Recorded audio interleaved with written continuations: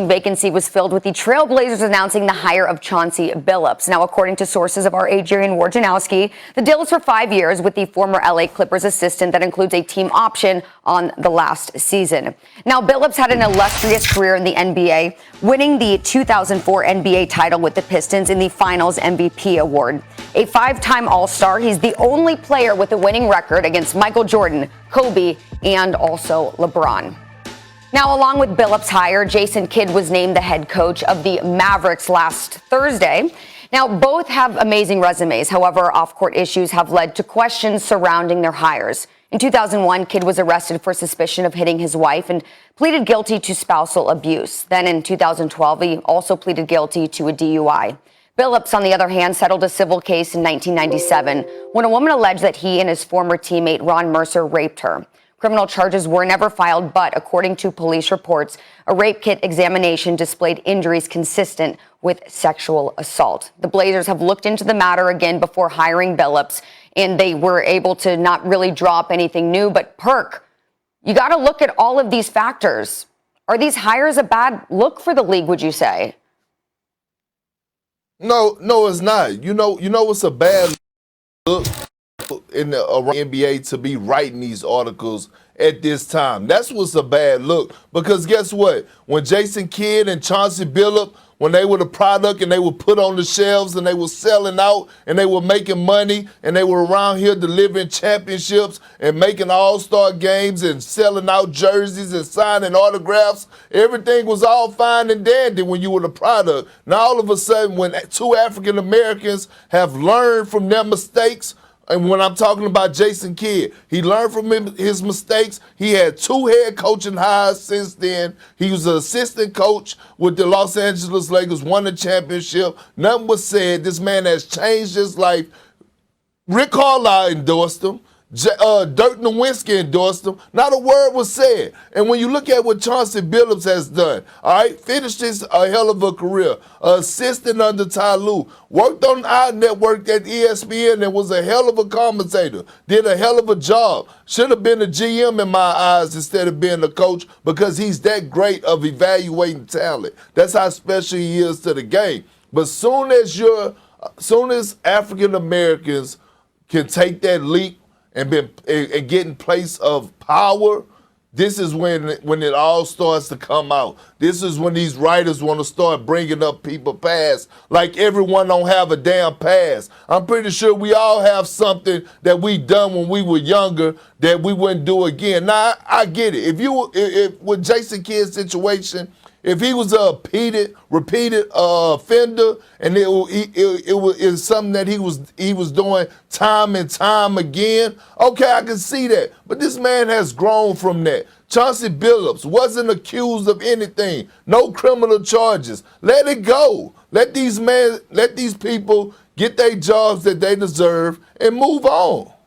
Yeah, I think that it's a different question of whether they should get the jobs or if it's a bad look. Like, I do think it's a bad look because particularly in Chauncey's cases, he was up against Becky Hammon, and it's a particularly bad look for the NBA, which is considered the most progressive major sports league that we have, at least major men's sports league that we have in this country. And for them to, and for two hires of guys who have been accused of mistreating women or sexually assaulting or hitting women, for them to get hired and Becky Hammon not to get hired, I don't see how we can argue that it's not a good look. And that doesn't mean that these guys never deserve to work again or that they need to continue paying a price for something they've been accused of or pled guilty to in Jason Kidd's case years ago. Doesn't mean that they can never rebound from that, but we do have to acknowledge it. And it's a story that whether it comes out now or comes out later or came out earlier, it's a story that's not going to go away. Like, it's going to stick with these guys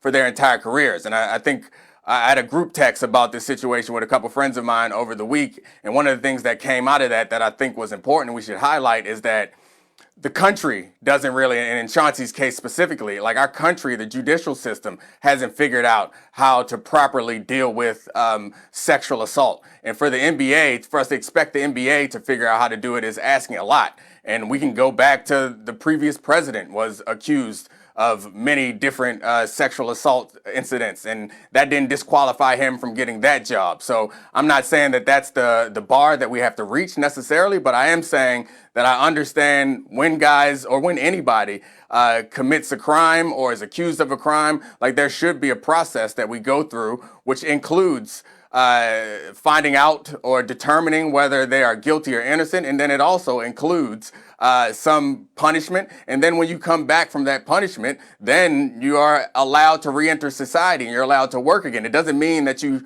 should be the head coach of a team or general manager of a team. And it doesn't mean that you shouldn't be. But all those things need to take place. And I don't think that's a failing of the NBA. That's a failing of our judicial system more than anything else. But it does, I mean, to get back to the original question, it does look bad today to have that as one of the headlines.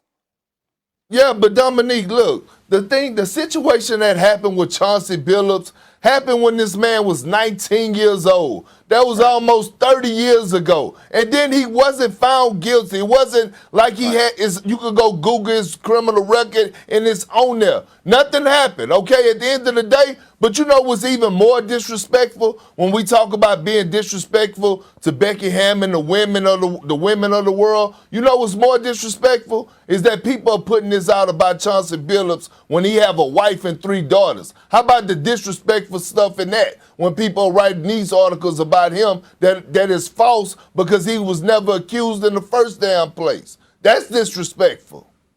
Well, yeah, I'm with you. I don't appreciate. I'm sure Chauncey doesn't appreciate it, but like the facts are the facts. Like the accusations were there. They brought up the accusations, and I don't think that is disrespectful. I didn't use the word disrespectful. Like I don't think it's disrespectful to Becky Hammond or disrespectful to anybody. I just think it's a bad look. And whether it's right or wrong doesn't matter. It's about the optics of the situation. The question is, does it look good or does it look bad? It looks bad for a league that prides itself on being progressive to have a woman in the running for the job, whether she deserved it or not. I'm sure she deserves to be a head coach at some point. It looks bad to deny a woman a job and then hire 2 men who are being accused of violent acts against women. Like it looks bad. It doesn't mean that it's. Go ahead, Perk.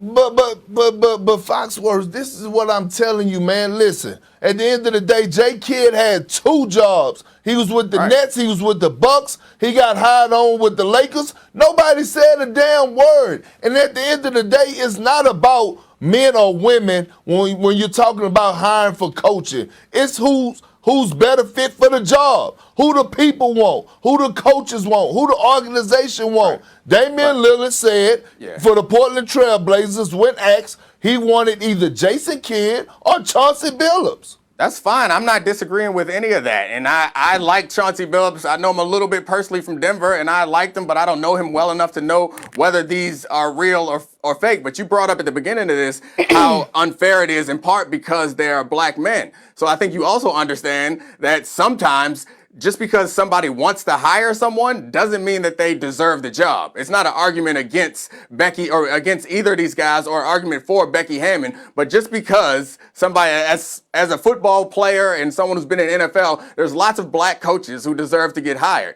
They didn't get the job because we fell back and we weren't critical of them. It's a whole nother conversation, but I'm with you on the point that you're making. Like it's uncomfortable for all of us and it is a bad look for the league.